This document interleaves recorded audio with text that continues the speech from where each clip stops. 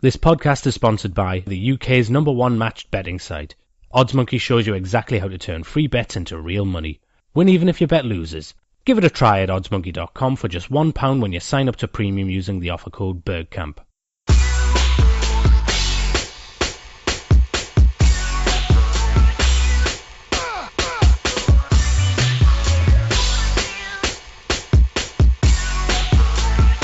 Hello, everyone, and welcome to the Gooner Ramble podcast. I'm your host, Giles, and coming to you live today are my wonderful podcast wife, Amanda. How you doing, Amanda? Fresh back from watching Dreamgirls up the West End. How was it? Oh, it was lovely. Lovely to have a day out with one of my friends and not think about football. And yeah, really good, thank you. Lovely to be back on the pod with you, my little husband. Indeed. So you've had a nice break from Arsenal. Yeah. And whatnot, and you feel reinvigorated. Who was playing the Beyonce role? I take it that is the right. Am I along the right line? Yeah, it is, but I don't know her name. But Amber Riley was the best singer I've ever heard on the planet. Right. I cannot rave about her enough. Oh my God, what a voice! What a voice! Put it like this: I'm nearly as good as her. Wow. Well, that's saying something, isn't it? Not even close. Trust me. All right, and joining us also is a special guest tonight. His name is James Rubin, better known as on Twitter. James, what is your moniker on Twitter? Gooner Rubes. Gooner Rubes. Thanks for coming on, mate. Pleasure to have you on. It is a pleasure to be asked. Thank you. Indeed. And how do you know this 1969? This girl from 1969. through Twitter originally, but then a couple of mutual friends. There's always an interconnection somewhere. So he's in our world, isn't there, James? Yeah, there is. So yeah, literally down through Twitter. So I understand that there's a little east-north divide between you guys. What's that about? Go on, James. Well, I'm a proper North Londoner. Born and bred. Probably never stepped foot really out of Northwest London. But I know Amanda's really a bit more from the east, aren't you, Amanda? I'm very Essex. Yes. He's a North Londoner, Northwest London. When we go over there, we have to take our passports. It's just a standing religious joke. Yeah. I have to take a dictionary. So. Yes. But we know how to party in Essex. They are a little bit more boring. I'm going to invite James to one of my parties one day, him and his family, and then they can see how they get down in Essex. Only way is Essex. Exactly. All right. Let's kick it off then. Interlull, as it's commonly widely known, has been usually was pretty quiet in Arsenaldom. But today, I don't know if you've heard, Amanda. I'm sure James has. We heard news of a press conference that Alexis Sanchez did in South America, where he basically said that he loves living in London, and he wants to play in a winning team with a winning mentality, which basically caused a lot of ruptures in the Twitter sphere, including myself. I put a question out asking what that really means. I mean, is that some sort of like come at me eyes to Antonio Conte in Chelsea, or does he mean, he wants to stay at Arsenal, or what could it mean? So we'll start with our special guest, James. What did you make of the comments today? Look, the media can spin it one way or another, and we know that Twitter can spin it probably a million times over. What does it mean? He's in one hand, he's saying he's happy and he wants to stay with the Arsenal. We should look at the good news, which means clearly he doesn't want to go to Spurs, which is good. But look, one hand, yes, you can say he wants to stay with the Arsenal. He says he wants to see out his contract with Arsenal, and he's happy in London, but he wants to join a winning team. So what is this? Is this an ultimatum to say to Arsenal that next season we've got to be winning, otherwise I'm off? Or does it mean, come on, and Chelsea come get me? It could mean a million things, but of course it will be out of his hands if he doesn't sign his new contract. I'm sure Arsenal won't want to accept. I think they're going to put a £50 million price tag on his head. That's what they're saying, yeah. for if they want him, if anybody wants to buy him. So, and Arsenal are going to have probably a £40 million hole sitting there next season with the lack of Champions League. Do you think though that Arsenal are in a strong position? Do you think he might have? A club like Chelsea might see it as he's weakening Arsenal's position by saying that I want to stay in London. Just let's suppose that he might be open to the idea of going elsewhere. Do you think Chelsea could look at it as he's weakened Arsenal's position, like they want 50 million, but he's now narrowed the market down to only one suitor or suitable buyer, and therefore, I mean, I'm thinking of the RVP situation where basically, you know, he had a chance, he had the opportunity to go to Juventus if he wanted to go. Obviously, Alexis hasn't said he wants to leave, but I'm just throwing it out there hypothetically. Is it similar? Do you feel that there could be similarities to the RVP situation? I think it could be. I think we've got history with this. I think not so much RVP, but Cesc Fabregas. Yeah. There was only one other place he was going to go. So, I mean, and that did weaken Arsenal's position for sure. What can we do? Our hands are really tied, and yeah, I think this does weaken Arsenal's position, because our hands quite badly. And on the one hand, I think I read on Twitter someone quite rightly said, look, at the end of the day, he said he wants to stay, really, and if Arsenal decide to sell him, then it makes Arsenal look like the bad boys in this occasion. So looking weak. Amanda, over to you. I think what James said is correct. I think they can spin everything. He hasn't said, until he says, I want to go to Chelsea or another team, I won't believe it. Would he move to Chelsea? Quite possibly. He's not ingrained in Arsenal, is he? From Chile, came to play for us. He hasn't got the love that some other players have got and would never do that. Do I think it's going to happen? No, I don't. I think he wants to play at Arsenal, and I think he wants to stay at Arsenal, but what he means is he wants to play in a winning team, and I don't blame him. I want to see a winning team, or a team that's trying to win. 50 million, I think he's worth more. I don't think it's comparable to the Van Persie situation, because he was with us, 8 or 9 years and on the medical table for most of that. And he had 1 year at United, did win the league, but then look at his career. I reckon he's got regrets, but that's a different story. The reason why I threw in Van Persie, because he had 1 year to go as well, didn't he? And then I know. Apparently Ferguson said to Wenger, I'm offering you no more than 24. You know you're not going to get any more than 24, so it's up to you. I don't think Arsenal have learnt their lesson. I cannot believe that, I work in a business where if I run the business the way they do with these contracts, I'd be sacked. I have no idea what they are doing at our club. It is a continual mistake year after year after year. You know what? They should have a minimum of 2 years. If they want to get rid, they get rid. The player moves on. If they don't and the player doesn't want to sign, then they get rid again. If that player won't sign, you get rid of before the 2 years are up. Never let this go to a year with the uncertainty. There is so much uncertainty around our club, with the manager, with the players, that it's causing uncertainty through the team, and it's showing on the pitch. The whole club it's like riding a wave. We don't know what's going to happen. So I'm a bit distressed by it all, because you'd think a club like ours, run like ours, with the amount of funds they've got and supposedly high top class people working there, would not let this happen again and again and again. I swear, it's that old saying, isn't it? If you keep doing the same thing over and over again, expecting a different outcome, it's a form of insanity. So we've got that with Wenger and what he does, and now we've got it with the board. Unless we don't know something and they want to run them down, I don't know.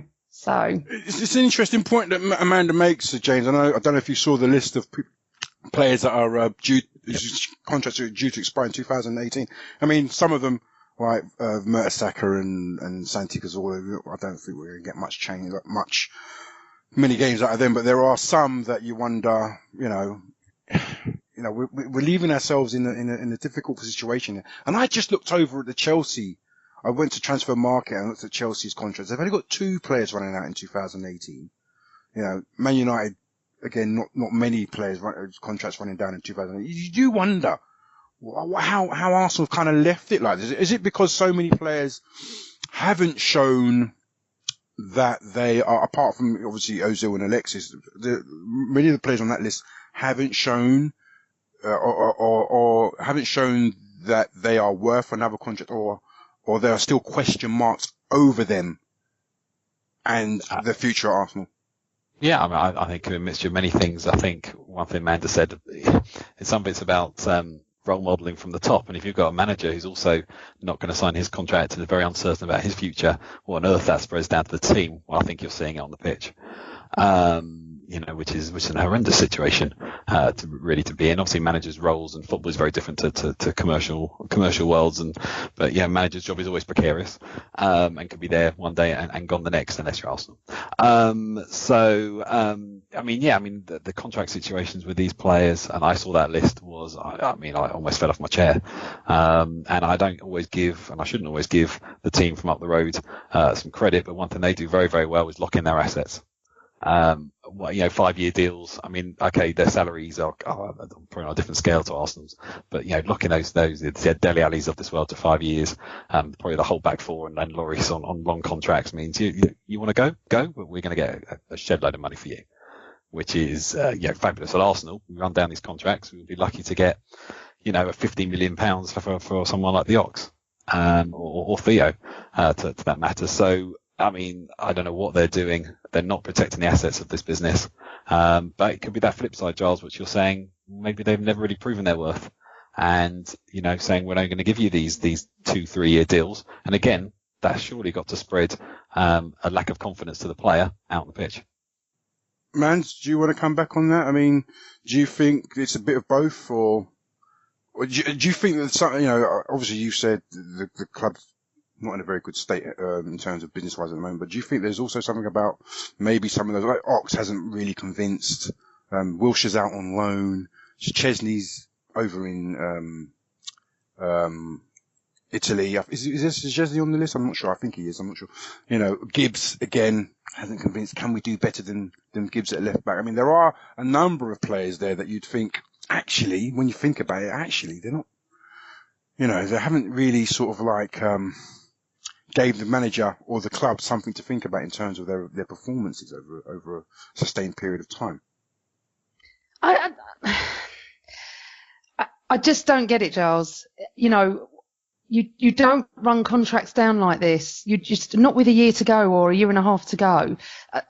I just don't get it. I get what James is saying. I get what the press is saying as well. It's ridiculous. Why are they not learning from past experience?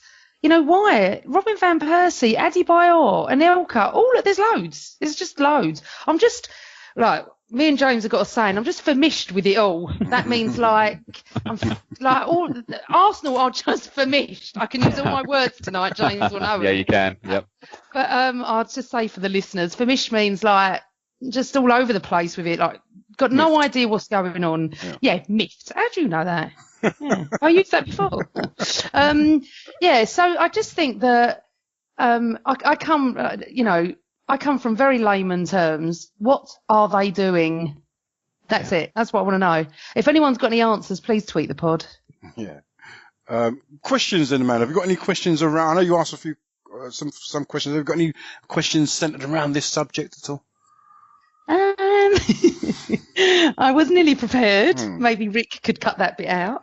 Should we put some mood music while you sit like when you're in a lift and you're listening to music. Well, I've got lots of different questions, so I'm not sure if it. All right, okay. So this one is at Neil_AFC. Tired of excuses. Should we take what we can if Alexis wants to go or run his contract down? Giles, you can answer that one. I think as a business, Arsenal would probably look to, not keen to sell him, but would rather sell him than let his contract run down. I mean, we've heard them say that, we're gonna be, strong in our position. We're gonna get Van Persie or whoever to run down. We're gonna keep them to the end of their contract, and then, come the summer, they'll. So I mean, Arsenal is a business model, and they would rather have the money. Question is whether they take the 50, or, like I say, if he is to leave and Chelsea do come in, will Conte and Abramovich decide, look, he's narrowed your options, take 30 now or whatever, or take whatever we're going to give you now because you're not going to get anything better, and do the deal like that. I just don't know. I don't know. But, I mean, if he is to stay, then why hasn't he, if he does want to stay, why hasn't he signed already? Because they never say, do they? They never say. They would say, if him and Ozil was signed already, that would have been news a long time ago. You know, I mean, it's about a year and a half they were saying that they're about to sign. At least Ozil was about to sign about a year and a half ago. You know, and here we are. Okay, so James, this is going to be for you. This is AFC at Yonko ABBZ. Even with a new manager, if we as a club let contracts run down, what's the point in life? So dramatic. Well, we don't mind running down contracts of players we don't actually want. So that's always the plus side. I mean, answering both those questions, I mean, I can't believe Arsenal would have to sadly let go. I mean, the other financial parts to this clearly are the wages that they're demanding. I mean, if you believe the rumours, we're now Arsenal smashed their salary cap with Sol Campbell back in the day. But you know, this is 280 grand a week or 300 grand a week. And the old Arsenal adage, well, we just simply can't afford that. We're not in that league, but Arsenal are pretending to be in that league. And if this is what these players want, you Zlatans of this world demanding these salaries, then we've got to pay it. We've got to decide how much Alexis is worth to our team. On the face of it, he's the only one keeping us going. Yeah, I agree. So, do you agree? Do you think, Giles, though? Do you think we should pay him what he wants? Well, just going on the what they're worth. I heard that there's a sticking point. There's some haggling between Ozil and the club in terms of his image rights, and image rights are a very big part of players' contracts nowadays. You know, I know, Pogba gets quite a lot. I think he gets something like between 13 and 20 mil or something for his image rights or something to that extent, I think. So, you know, image rights are quite a big part of the remuneration package when it comes to players. And if that is the case, it depends on, you know, what the club deemed to be a fair split. You know, I heard that the rumor is we're offering somewhere around the 280 mark, which is an enormous amount of money. You know, I mean, that will bring him and Alexis pretty much on parity with the best paid in the league. You know. Okay, so Giles, I've got a question then. If he does go, all right. Who Alexis? Yeah, sorry. I know you like these questions. I don't. If it comes to it, thoughts on possible Alexis replacements. And Darren Arsenal 4 says Dries, Mertens, Marco Reus. I can't even say his name. What do you reckon to any of those? I think Marco Reus is probably. I mean, look, he's been littered with injuries, and with injuries, it takes a good 2 years of clear, injury-free run to actually get back to where you were. And I'm not sure he ever will get back to where he was before the 2014 World Cup, when he was blowing the world apart, he was setting the world on fire. You know, since then, before the injury before that World Cup and to now, it's very difficult to see where he is and whether he'd give you a sustained 4, 5, 6 years, you know, of game and performance level. I'm not so sure. I'm not sold on him anymore. I think he's a brilliant talent, but injuries wise and how he recovers and our record with managing injuries, I'm not so sure. Dries Mertens, 29, having a great season at Napoli, but we could do better. I mean, he's like the support act. You wouldn't bring him in to replace someone like Alexis Sanchez. In my book, you know, you bring him in to support Alexis, not replace him. I mean, this isn't, you know, 2013 or 2012 when we brought in Giroud to replace Van Persie. You know, we're supposed to be, you know, one of the top 5 richest clubs around. Let's move, let's act like that. James, do you fancy any of those, or are you like me and want Alexis to stay? No, I think every Arsenal fan wants Alexis to stay. I mean, I don't know you'd be surprised, James. Really? There are some that don't. Yeah. I mean, there are some that slag him off. Yeah. I can imagine why they slag him off. I can understand why he seems to be rubbing up the team the wrong way. You've seen his attitude, but the guy just wants to win, and his ability is unquested. Absolutely. I mean, there was a piece of skill I think I saw he did in South America this week that was just to die for, and I have to find it back on Twitter. But the most important question of all that list is one really important one: can they play out on the left? Because that's where Arsenal's going to put them. got the thing about putting these guys out on the left. Everybody goes to the left-hand side of. Well, Royce is, he's a wide forward, so you know that wouldn't be a problem if that's the issue. But go on anyway. No, I think that was the joking point. It is if they get play on the left, they are adaptable across the front line, which is Arsene, that's what he buys. Then but is Sanchez irreplaceable? Well, I think we probably said at the time about half the other players we've got rid of are they irreplaceable? Your Henrys and your Vieiras, and they've sadly proved irreplaceable. But in regards to Sanchez, whoever's going to come is going to be second rate. Because I think the guy's absolutely magnificent, despite his attitude problems and issues. So at the moment, I'd rather say I don't want anybody if it's not Sanchez. But who's out there that could be available that would want to come to a club that might not be in the Champions League is also another issue. Champions League. Yeah. Giles, the rest of the questions are on Wenger, which we'll cover later. So, do you want to continue? Yeah, let's continue on. Okay. So I wanted to discuss the situation in the administrational positions. Now, over the last week or two, we've heard our head of recruitment's been headhunted by a lot of clubs in Europe. We've heard that Dick Law might well step aside if Arsenal do bring in a sporting director / director of football. We've heard, obviously, Andries Jonkers has gone off to Wolfsburg, leaving a hole in our head of youth academy.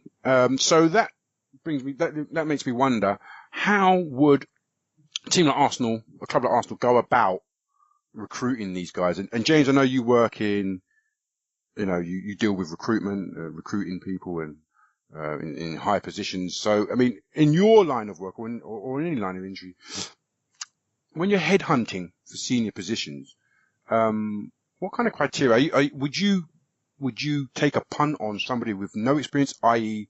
someone like Robert Pires, who has no experience of managing or overseeing many facets of a sporting department?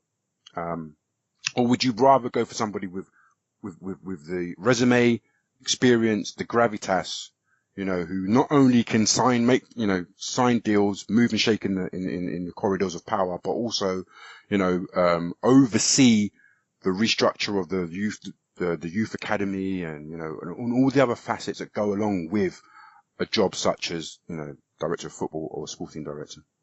Sure, I think ultimately it's about how critical these roles are to an organisation. Those roles, youth academy and director of football are probably classed as quite critical roles, and clearly then in those critical roles, you haven't got time to build it up and take a risk sometimes on unproven talent. You need somebody with the knowledge and the experience to build this up. If Arsene went, for example, or we need all these roles, especially if Arsene goes, you're filling quite a lot of gaps there. With knowledge, lack of knowledge and experience. You need somebody who's done this, been there before, knows what to do, knows the ropes, can really lead from the front. What Arsenal haven't seemed to have done well in some places is then mentor those with high potential. Say, look, you're Robert Pires of this world, the Henrys of this world, and saying, look, come join us, come be assistant managers and youth team assistant managers.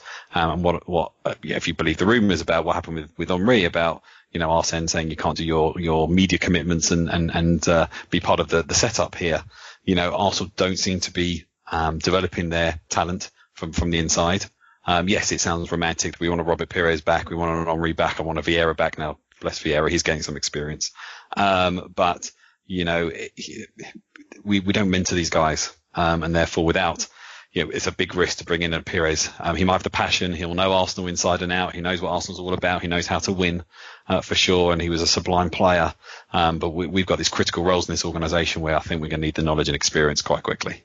We don't have time to wait 4 or 5 years for it to build up the knowledge, but let's have him as well. And that's probably being a bit selfish, but let's have him as well, to learn the business, learn the ropes, and therefore build it up. Arsenal have no succession plan here, and it's a bit worrying, to be perfectly honest. But to answer your question directly, it's almost you're buying it in. You need the knowledge, you need the experience to get these things going. Amanda, what do you think? We all love Bobby. We all love Bobby. We all love Thierry. God. We all want them to come back to the club because, we all want us ex-players. But, when you look at it in the cold, hard light of day, as James has said, we haven't got the time to build up their knowledge. We need people in those critical positions, or, so it would seem, we need people in critical positions that can hit the ground running, that can manage and oversee these facets of the company to keep it, to actually not even keep it going, but actually to kickstart and improve it and take it forward. I agree, and I think we need experience, not inexperience. I think they could come in at a later time. I'd love them to be at the club. I'd love Bobby, Thierry. I'd love Patrick. He's learning his trade. But I think we need a bit more experience, and maybe they come in like a Steve Bold did, that way.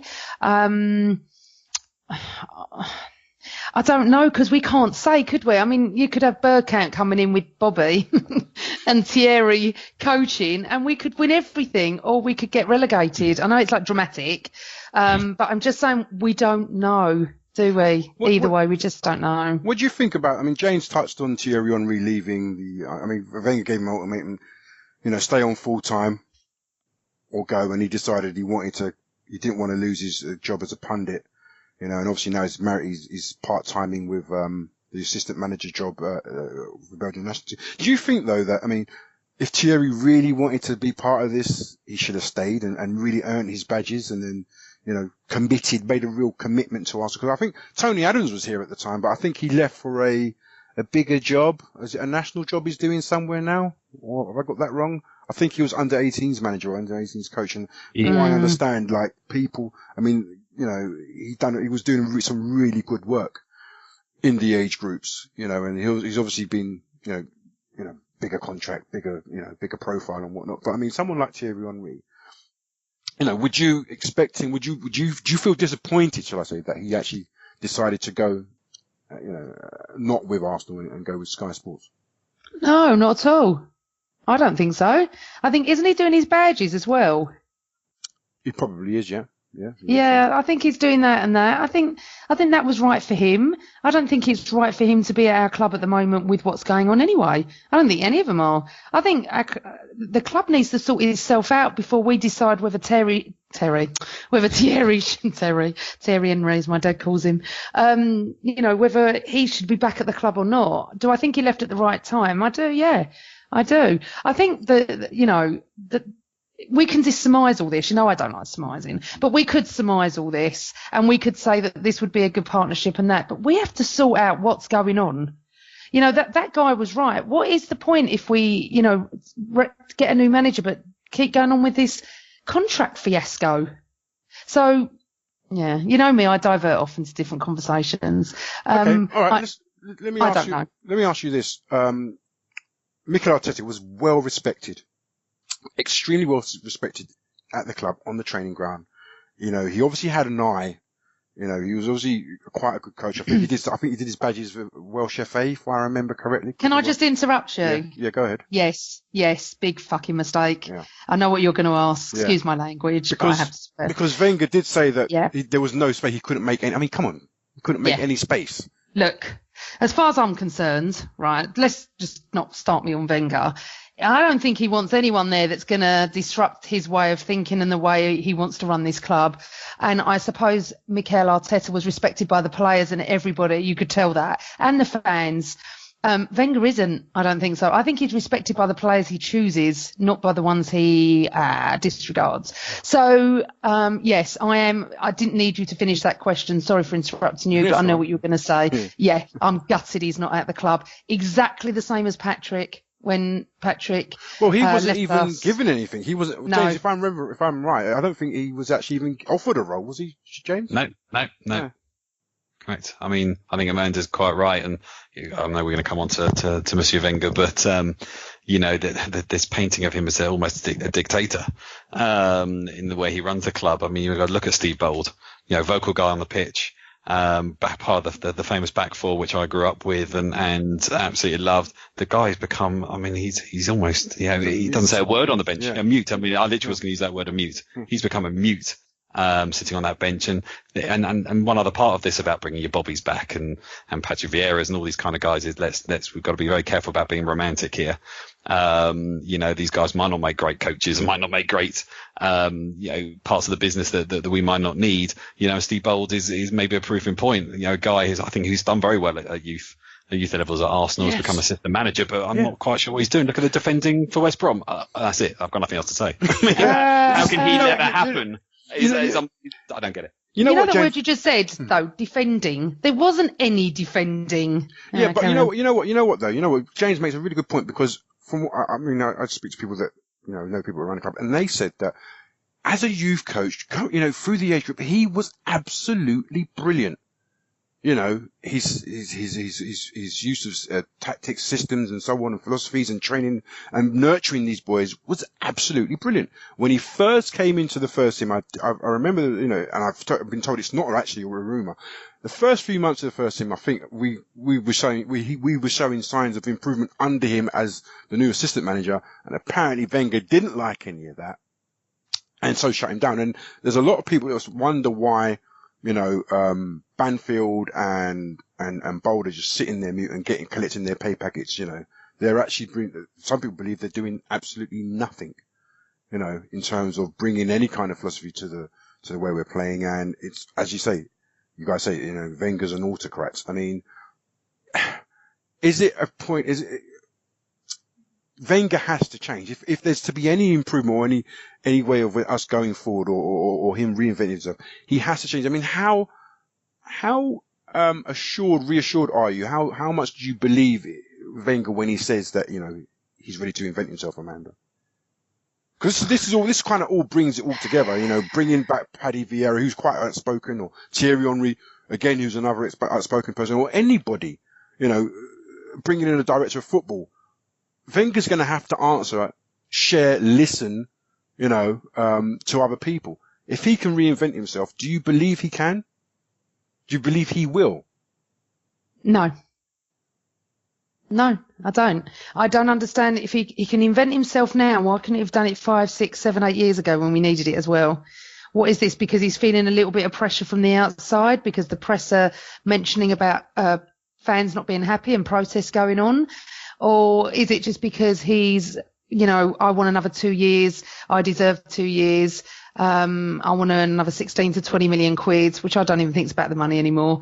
I think that he would be lost without football.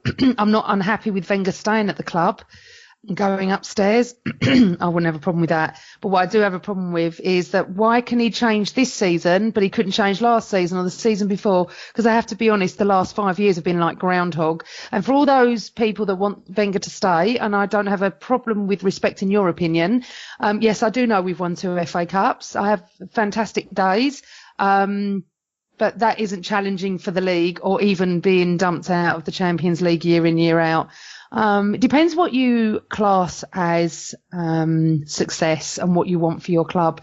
I'd like to be challenging everything, and at the moment we're very, very poor. So to bring in any of these legends, as we call them now, I don't think would make any difference, because he has to go, Giles. I know we're going to discuss it in a minute. He has to go. We need change, and then bring a director of football in, and then bring change to our club. I'm ready for it. All these people that go, look what happened to Man United. It doesn't mean it's going to happen to us. We have to. What we're going to do? Just never take a risk.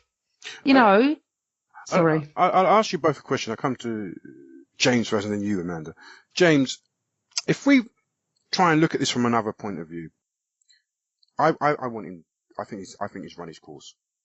I'm not sure what he can bring to the club, but having said all that, with the state, if we look at it from the outside and how it looks is, there is no director of football. There is no head. I mean, the head of recruitment could be going. The CEO could be going, or we don't know. We don't know what's going on in the boardroom. The direct, the youth academy coach, director's gone. Half the team are running down their contracts. You want to bring in a big name from abroad, who's used to working under a sporting director, who's used to working with somebody that goes and recruits players, who's used to working with, in a system where, the structure is set up from the ground up. You want somebody to come in here and come into this kind of chaotic scene and then just sort of pick everything up. You know, are we expecting? Do you think a big foreign coach will come in and actually do Wenger's job in his present state?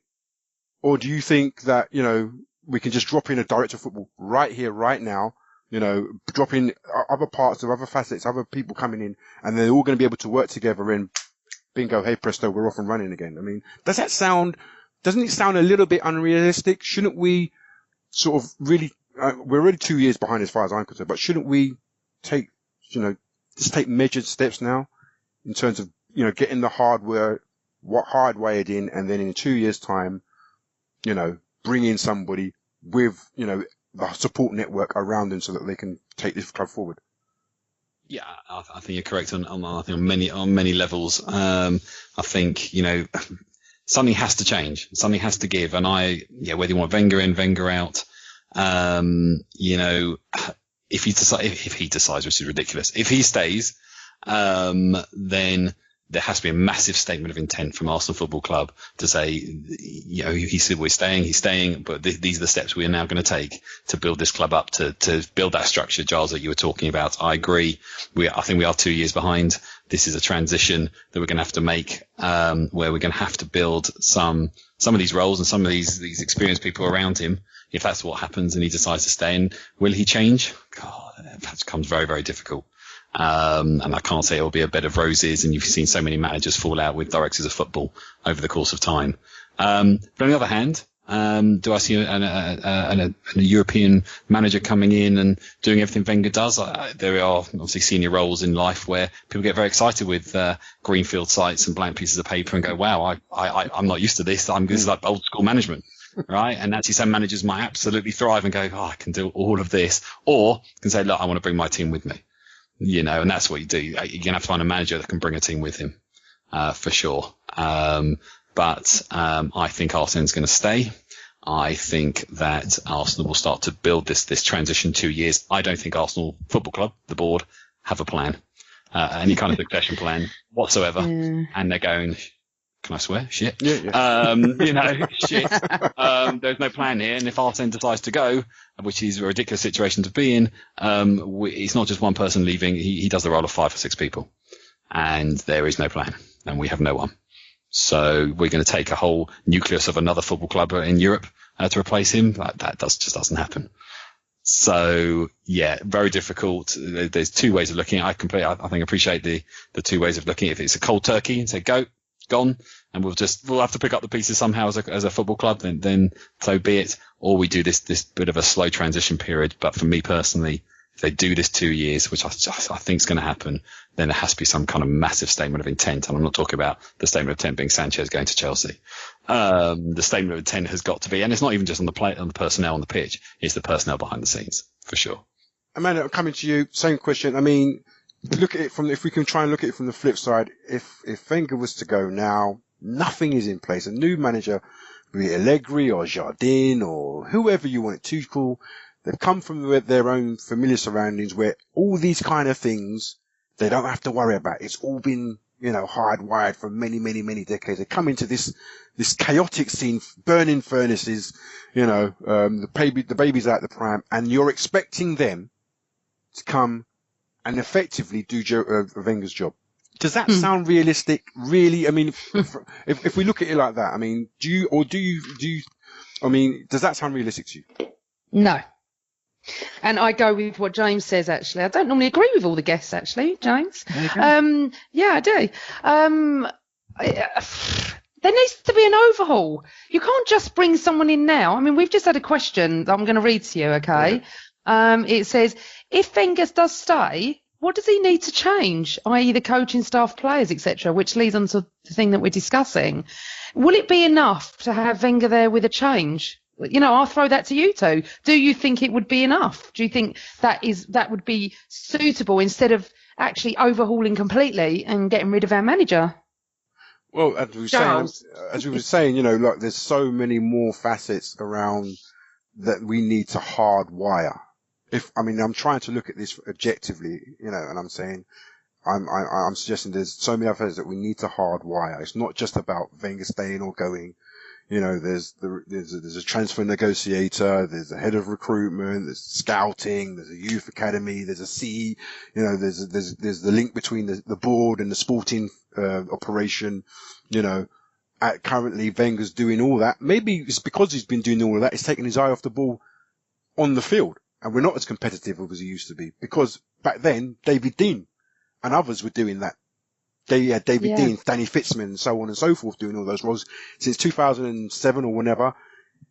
You know, you could actually kind of correlate, really. You can actually run, you know, the lines kind of run parallel. In 2007, when Dean left, Wenger's decided, the club probably asked Wenger to handle these jobs. He said, I can do it. And from that moment on, we've never really got back to where we were.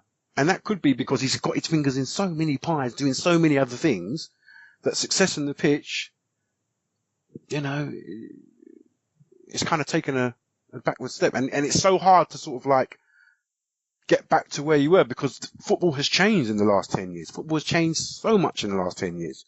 Not just the money. Obviously the money is a major thing, but techniques, philosophies, medical, you know, medicine, injury recovery, all kinds of strength and conditioning, all kinds of different scientific methods have come in as well as tactical methods, data analysis. Everything's come in the last 10 years have changed the landscape of how, you know, you probably manage in football, coach in football, you know, and he's been dealing with all these other facets. So do we just let him go and then you expect somebody else to just come in and do all that? Or do we try and, you know, build up these other departments that need building up in the next 2 years, you know, and then if his contract does run out in the next 2 years, we'll be 4 years behind, but we'll be better off for it, bringing in somebody else with a director of football in place who can work alongside them or work with them and you know, and work to a philosophy and have all these other units working seamlessly. James, over to you. Yeah, go on, James. No, I think, Giles, I agree, and you can look at it many different ways. I think one thing you got to remember as well, that during all that time, Arsene Wenger became an architect and interior designer as well. As the bloke who designed to build our stadium. I mean, jack of all trades and owner of nothing, as they say. Yeah, so therefore the guy is Mr. Arsenal. He is, I mean, he's the stadium that Arsene built. And, you know, he's doing all of this stuff, and how many times, and going back then to the medical side of life and how things have moved on, you know, how many times are we hearing, maybe not so much this season, but the horrific injury list that we keep getting season on season, and you know it's coming. You know, hearing that, you know, during the first 10 years, you know, he was 10 years ahead of everybody in diet and the science and even psychology probably. But in the last 10 years, we've probably gone 10 years backwards. You hear it too many times. And things have moved on. Well, Giles, you might be right. I think things have moved on ahead of him, because he's been so busy doing everything else. You know, we have this in corporate life and commercial life where, you know, some people are just put into roles that they just can't cope. They just can't cope with things. And, you know, he's been given too much time, too much leniency in everything. And has forgotten the main core thing, which is why we turn up every week and what's going on the pitch. And, you know, fourth for us is not a challenge. You know, I don't have a divine right for Arsenal Football Club to win the league every season, but as a paying fan, and any fan across the world, I do have a divine right for my football team to challenge on the pitch in every single game. And whether they win or lose, I never mind Arsenal losing if they've turned up and played well. I do mind when they're turning up on the pitch and don't seem to care. Yeah, I get that killed me. And this season's been too many of those. And for me, that's where it's now broken. Even friends of mine who would live and die by Arsenal and say, you know, be the most optimistic people I know have said this season, this is it. But anyway, I mean, back to the point, yeah, Arsene, maybe things have gone over his head, and maybe things have moved on, and he's taken his eye off the ball, literally. Yeah, I think there could be some substance to that. Okay, so that was asked by Lee Judges at Lee Mark Judges. Oh, Lee, and good man, top man. man. Our mate Lee. And he's on a pod called Same Old Arsenal Pod, which, Giles, you guested on, didn't you, this week or last week? Yeah, I did. It was a very enjoyable time it was too. They've asked another question, and I think it's quite interesting, and we can sort of go on to this. It says, if Sanchez leaves and Wenger does stay, what do you think will happen to the club as a whole? James? Yeah, James. Thanks for that. James. Wow. There again. Oh my God. I mean, there's so many moving parts and wheels in this about this because one, it depends, where Alexis goes. I mean, if he went to Chelsea, I think that'd be absolute carnage. Again, Amanda, back to what you said, and back to something I think about all the time. We haven't learnt about anything on the pitch and off the pitch.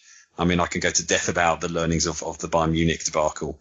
To lose to Bayern Munich is no disgrace, but to lose 5-1 twice again is an absolute disgrace, and that's for the third time. So, Arsenal have got to learn, and you do not let your best players go to your nearest rivals. End of. Yes, of course, Arsenal benefited from Sol Campbell. We all know the story. But yeah, I mean, if Alexis went somewhere else in the Premier League, there are some serious fundamental failings at Arsenal Football Club to allow that to happen. Yes, I think, Giles, you're right about maybe we weakened Sanchez has helped weaken our position because just like with Van Persie, maybe the Chelsea would turn around and go, look, he's desperate to stay in London. We'll pay you 30 million instead of 50 million. I mean, James, Peter Cech did that to Chelsea. He said, I want to stay in London. I could go to PSG, but I want to stay in London. You think that the Chelsea would have let Petr Cech go in his prime? No disrespect to him. He's better than Chesney. I will always say that. But he's not the goalkeeper he was, and Chelsea knew that they're getting rid of a semi-dud in respect to that. So I mean, if Wenger stays and Sanchez goes, there'll be a lot of repairing. Blood to do. on the walls, wouldn't there? Blood on the marble floors. They need to halve my season ticket price. The works. No, there has to be a lot of making up to do and relationship building to do for sure. Any more, Amanda?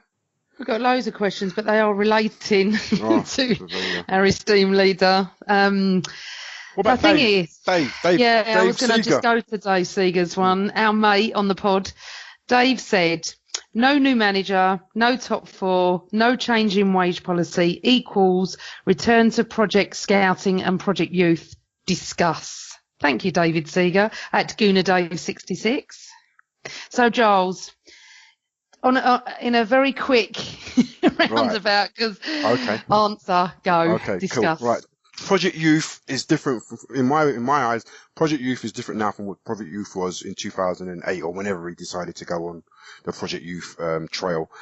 Back then, you could get away with buying a Denilson from backwater in Brazil, or buying some young unknown. Nowadays, you're looking at Mbappe's 60 million and up every day, counting every day.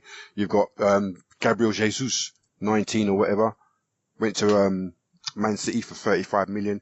Project Youth, I mean, how are you going to go about bringing in unearthing these young characters? I know we've got this Conor Bramall from Hensford Town, last Christmas, but I mean, we don't know how he's going to turn out.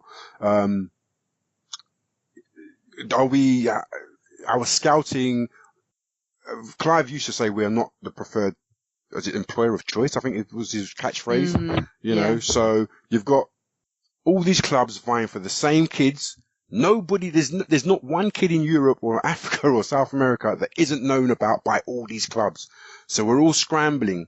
We're all in the same arms race. What are we going to offer them that Man City can't offer, or Monaco can't offer, or Bayern Munich can't offer? Or I could read off tons of names, Project Youth now is different from Project Youth back then. I don't know, how we're going to get ahead in that situation. Do we go back to local lads? Look at Southampton. Somehow they managed to survive, exist without, because they can't battle with the big boys, but they're always churning out products every year, so maybe it's something, maybe we can go and poach Matt Hale, the youth academy manager at Southampton, get some ideas from their little black box room or whatever and implement it here at Arsenal, and maybe, try and unearth these kids, more local kids this way. I'm not sure. I'm not sure that is the way forward. I don't know how Arsenal are going to get ahead going back to Project Youth if that is the way. Okay. Shall we move on to the Wenger and then discuss City? Go ahead. What do you think? Yeah. Oh yeah, he signed, didn't he? Yeah. James, are you wanting him to? I don't want to say Wenger and all out because I'm bored of it. But do you want him to stay or do you want him to go? I've always said it's time for change. And it's how that change is brought about. Is it through Arsene staying and he changes, or through Arsene going and things change? I don't care which one. To be perfectly honest, things have got to change. Look, we could be in a much worse state. There's 16 other Premier League clubs that would love to be in our position. But we're Arsenal, and we were sold the dream of challenging for the top honours. And as I said, I have a divine right as an Arsenal fan to want to challenge. And under Arsene, we're not challenging for anything apart from top four. And if that's the ambition of the club, and we've said this a million times, is that his goal? Is that his objective every season to finish in the top four? Then he's met it every single season. However, this season he's going to miss the mark. I can't see how we're going to hit that top four. To be perfectly honest. Have you ever thought about being a politician? Well, because we're back to this, and I heard it. You guys think you talked about it last week. This is a unique position at Arsenal Football Club. You've got a manager who has really, built Arsenal to where they are today, and be so thankful for everything he's done. 10 years ago when he moved to the Emirates, you could have named the stadium after him. Now he's going to be lucky to get a toilet named after him in the club. And that's a dreadful thing to think about, how he's just dragging this club down. But you don't want to slag the guy off. You don't want to get him thrown out. These protests are, is uncomfortable. And I think he said it all last week. It's become a laughing stock, and the planes flying over and all this kind of stuff. Do I want him in or out? I want change. And if it means asking him to go, I will not cry. If it means asking staying, I will probably cry a little bit more and just resign myself to the fact that I'm probably going to have another 2 years of just mediocrity and less change. Amanda, I want to go back to. Oh, do you want to? No, I think everyone knows what I want, so that's fine. I want to go back to Dave's question. I was just thinking about it even more. I mean, in terms of recruiting for youth and scouting and whatnot, I wanted to, before you answer the question, I don't know if you guys read Andries Jonker's interview with the Wolfsburg newspaper, and he spoke about his time at Arsenal, and he said it was the most difficult period he'd actually ever he'd actually encountered, because up until under 18s there were no competitive games. They were only playing friendlies. He said that it was very difficult, and if I remember rightly, I don't think he was brought in by Wenger. He might have been a Gazidis appointment. I'm not sure who appointed him, but he was. I think Terry Burton was sort of basically pushed out.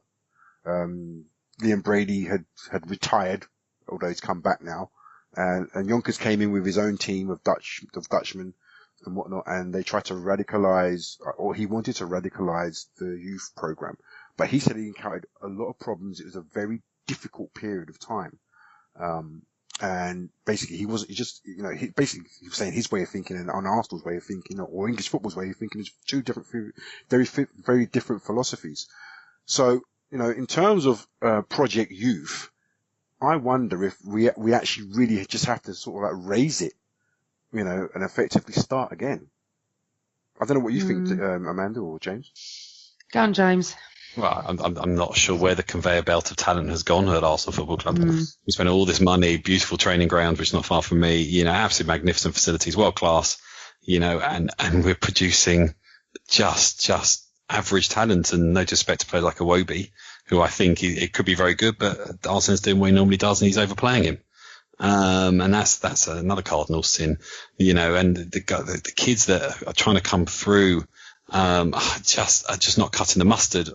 Because they're being thrown in the deep end, and maybe we're asking too much of them, or Arsene just doesn't fancy them. Where on earth the conveyor belt's gone? And maybe it is an English football thing that foreigners coming in from the outside and seeing the way Arsenal set up or the way English football set up at a youth level, is different. I would guess, but other clubs seem to be doing it. But Project Youth. Buying young talent, you're 100% right, Giles. I mean, it's very different today. You can't get them on the cheap, can you? You can't really get the best on the cheap. And I don't trust Arsene to unearth a gem anymore. Yeah. It doesn't exist. And that's great.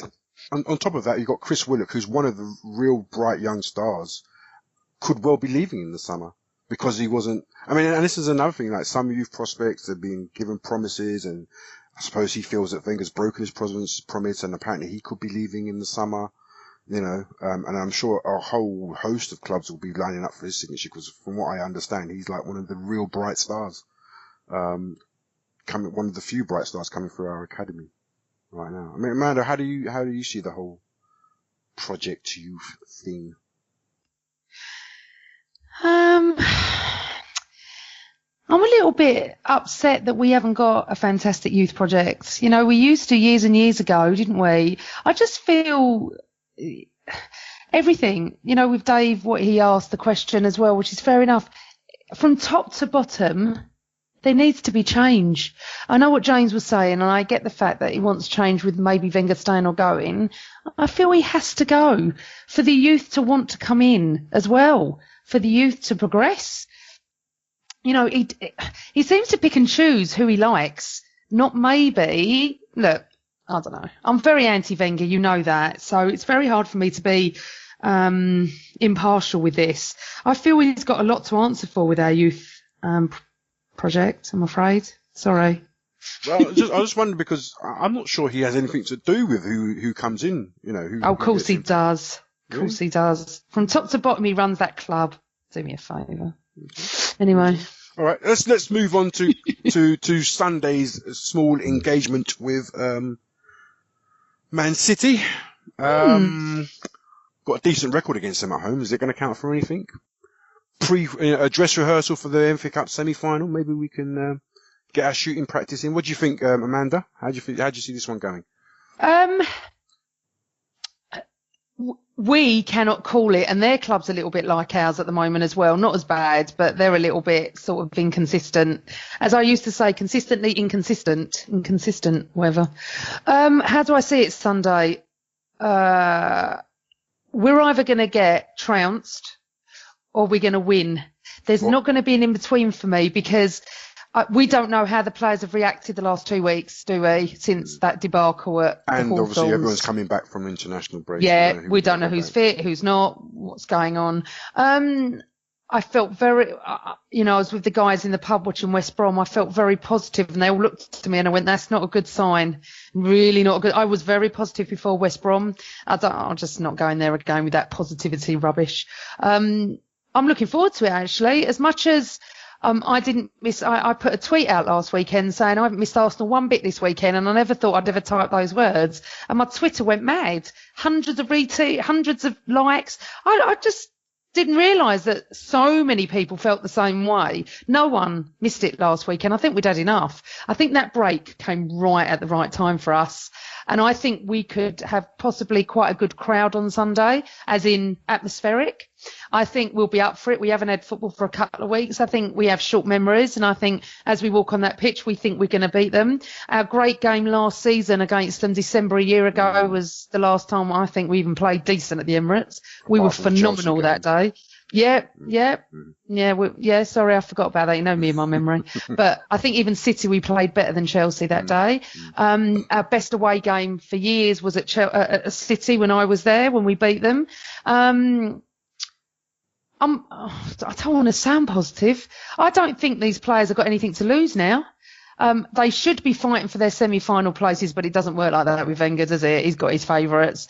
I'm not sure if Ozil's back. I hope so, but don't know. I want Sanchez to carry on doing it. It'd be nice if he scored a goal like he did last night for Chile. I actually feel quite positive. I think City are there to be taken. They won't know what to make of what's going on, City, because you come to Arsenal at the moment. I know it sounds odd. You're either going to beat us 5-0 or you're going to lose 5-0. I think we're either going to go for their throats. Remember, even if they want Wenger out the players, they're never going to say it.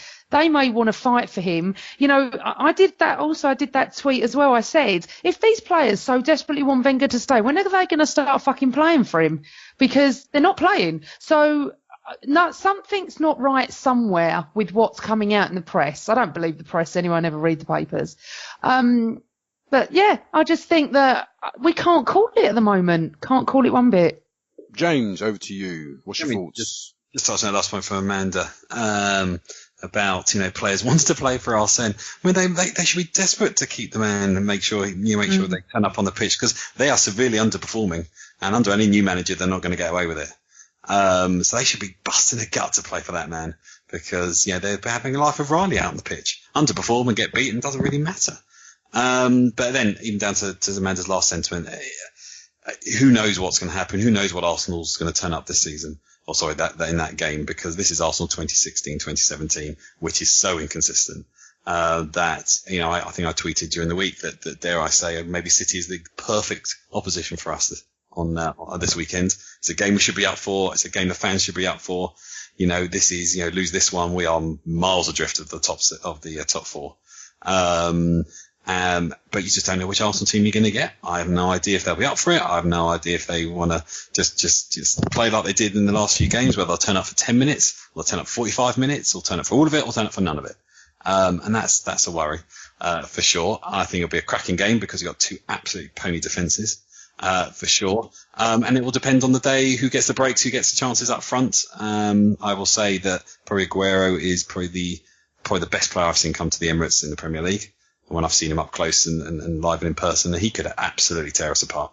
But vice versa, Alexis could be terrific. You might have Ozil, who may be fit. I like Amanda.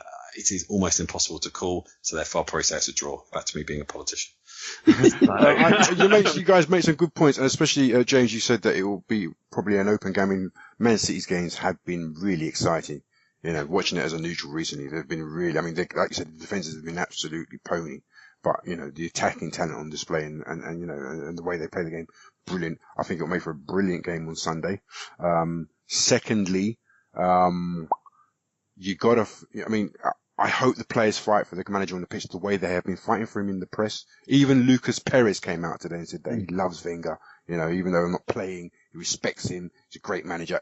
Nearly everyone, to a man, has come out and said something, positive about Wenger in the press. Whether it's the PR, maybe whether it's Mark Ganella sending them a text and saying, "Do your bit, lads," on the press releases. I don't know, but nearly every one of them has come out and said how much they love Wenger, especially Giroud, not an elite mentality.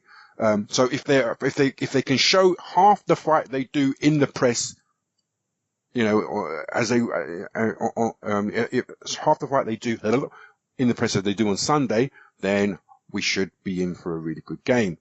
Thirdly, there's a lot of people saying that if we lose on Sunday, Liverpool beat, this is a lot of ifs and a lot of variables, and Liverpool beat Everton, then we are off. We are way cut off adrift from the top four. So,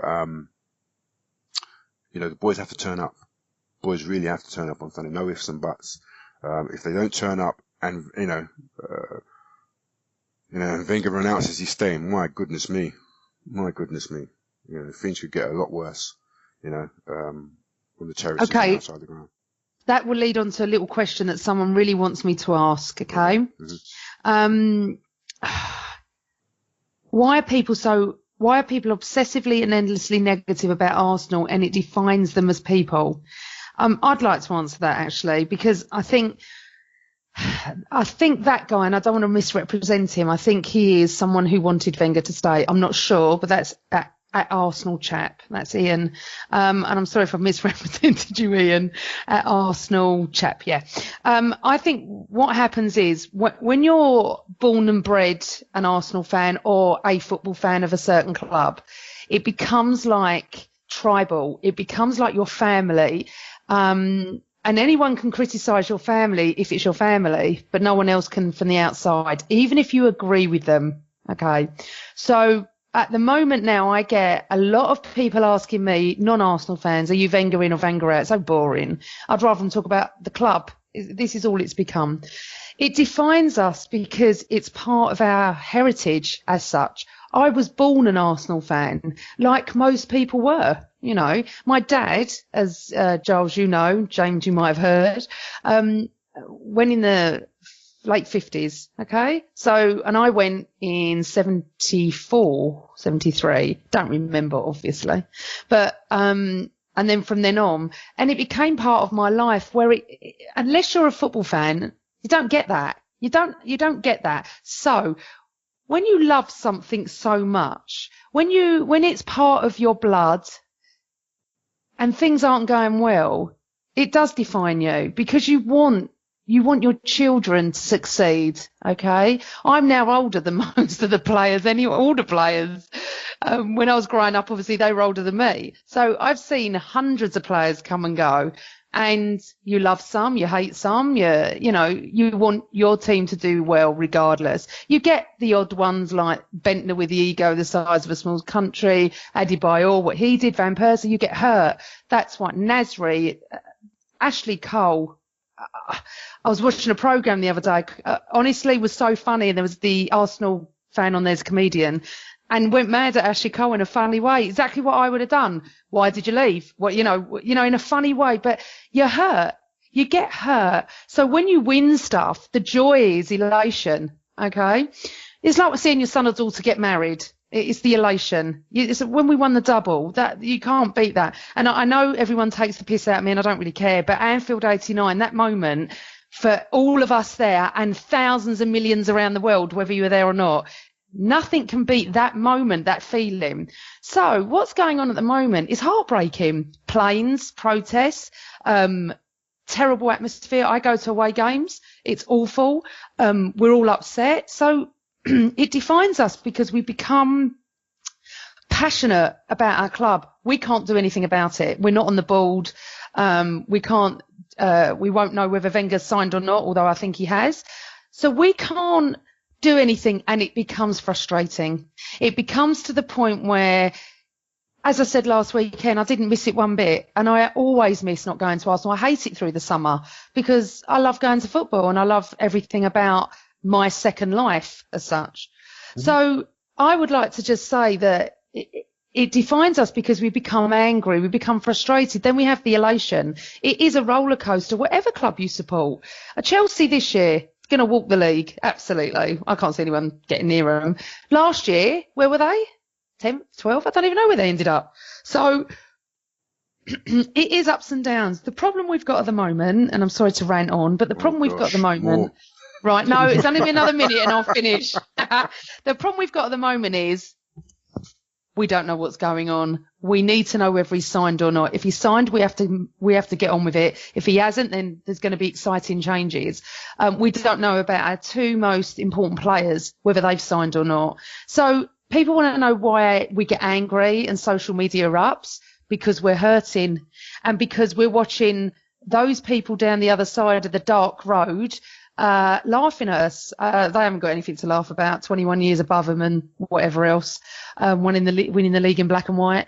They haven't, but they will have their time this year. There won't be no St Tottenham's Day, unfortunately, but that's what defines us because we're hurt. That's what I think anyway. James? I don't think I can put it any better than what Amanda did. I'm not here to prove my Arsenal pedigree as well as Amanda listing it, but my dad went in the 50s.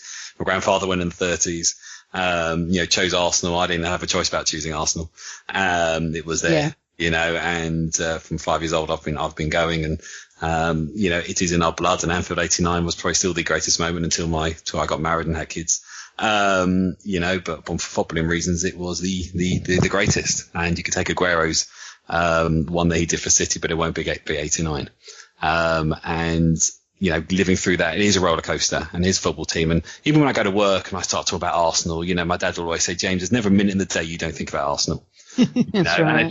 And it's true. Whatever reason, it's on my mug, it's on my bloody screensaver, whatever, it's just in my head, is about the Arsenal. We are, it is like a drug.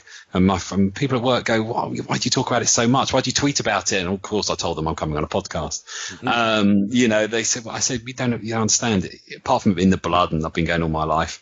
When I go to Arsenal, I take my son, my dad's there, my brother's there, my cousin's there, my nieces go. And I'm sure all of you guys who go, you've got family and friends all in around you that you see week in, week out. It's like a club. Well, it's a club, clearly, but it's like another club in the club, and you miss it. I mean, Arsenal haven't played at home in the Premier League since February the 11th. God, I've got withdrawal symptoms. Although, like you, Amanda, I did not miss it one bit this week, which is very rare. And that just tells you something. And the fact that you've got a lot of people sharing that sentiment on Twitter with you, really does. It starts to be very apathetic. Even my father, he's very apathetic now, going, this is just, and he's been going since the 50s. He's just fed up, and he's just like, I can't get himself. He can't get himself up to go sometimes, and that's when things are seriously wrong. I think it's very well put by both of you, to be honest with you. And from my part, I'd just like to say, for me, I don't like to be defined as Wenger in or Wenger out. I don't think that defines me as a fan. I like to talk about football. I like to talk about different facets of football, whether it be speaking to Jane about the medical side, the training, the conditioning side, whether it's talking to Clive or Dave about the tactics, or was about tactics and, retention of width or whatever. there's so much more to it than being defined as, and I hate people asking me that question. Am I Wenger in and Wenger out? I love Arsenal. It's not about Wenger in or Wenger. I just love Arsenal, you know? And I think that generally this pod, we try not to talk about, we try not to be Wenger in and Wenger. There's loads of other social mediums, for Arsenal mediums, where you can talk about, you can listen to, or you can see people talking about Wenger in and Wenger out and having, you know, crashing and things deteriorating into a farce about Wenger in and Wenger out. But on this podcast, we try to be more than just that. You know, we all have our individual thoughts, we have our critiques, but we don't try and force it on each other. You know, and I don't believe in forcing my belief on somebody else. You know, if I'm Wenger in and you're Wenger, if I'm Wenger out and you're Wenger in, that's fine. We can talk about it, you know, talk about other things. And that's just how I see it. You know, so I can understand what the guy's talking about when he says, why are so many people so negatively obsessed? You can also spin it the other way. Why are people so fanatically positively obsessed? Like they won't hear anything negative about Arsenal. You know, and you get those extremities, and I don't understand it. I try to keep away from both extremities because I don't, you know, my Arsenal supporting experience is more than just whether Wenger should stay or whether Wenger should leave. I know it's central right now. There's not much else you can talk about. Everything about Arsenal is now about Wenger and Wenger. You can't avoid the subject, but I think when I have my Arsenal diet, it's got to be more than just whether he's in or out. And that's why I like conversing with people. I have a wide diversity of people that I follow and that follow me, and we talk about all kinds of football stuff. So that's where I am. And on that note, I would like to thank Amanda, my pod wife, for joining me again. Ah, it's been lovely. We haven't done this for ages. I know. We should be doing it more often, shouldn't we, really? We should do it more often, Giles. And I would also like to extend my warm thanks and gratitude to James. You can find him at Gooner Oobs on Twitter. James, it's been fantastic having you on. I think you've done yourself no harm at all. I think he's been very eloquent, hasn't he, Amanda? Well, he's broken his podcast virginity. Well, I thought we were gentle with you. You know, you're very gentle, a bit too gentle, actually. We'll be rougher next time. No Vaseline. Cheers to the invite. It is about the different sides of supporting Arsenal and supporting football. Yeah, and that's what it's about. Thanks, James. Appreciate you coming on. You. All right. So on that happy note, guys, hope you enjoyed it. Catch us again after the reviewing the Man City game this weekend. And also, you know, make sure you find us on Twitter, YouTube, iTunes, any of the Android applications where you can download our podcasts. Catch us on the website, www.goonerramble.com, and say hi to any of us and all of us, and we'll say hi back. It's been a Gooner Ramble podcast. I've been your host, Giles. Thanks for listening. And always Arsenal. This podcast is sponsored by the UK's #1 matched betting site. OddsMonkey shows you exactly how to turn free bets into real money. Win even if your bet loses. Give it a try at oddsmonkey.com for just £1 when you sign up to premium using the offer code BERGCAMP.